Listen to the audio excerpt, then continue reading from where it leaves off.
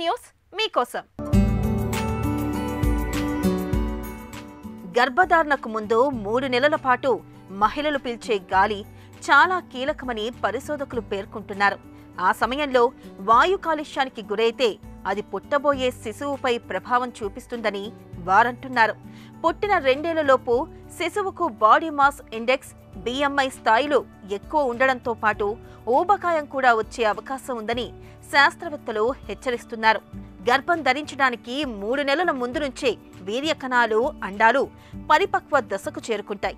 ఈ సమయంలో కాబోయే అమ్మ వాతావరణ కాలుష్యానికి గురి కాకుండా జాగ్రత్త పడాలని అమెరికాలోని కెక్ స్కూల్ ఆఫ్ మెడిసిన్, డ్యూక్ విశ్వవిద్యాలయం, చైనాలోని ఫూదాన్ విశ్వవిద్యాలయానికి చెందిన పరిశోధకులు చెబుతున్నారు.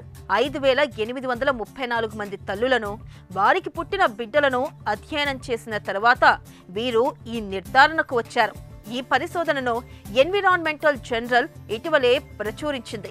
గర్భధారణకు 3 నెలల ముందు నుంచి PM2.5 అతి సూక్ష్మ ధూళి కణాలు, PM10 సూక్ష్మ ధూళి కణాలు, వాహనాల నుంచి విడుదలయ్యే నైట్రోజన్ డయాక్సైడ్ వంటి కాలుష్య కారకాలకు గురైన వారి పిల్లల్లో BMI పెరిగింది.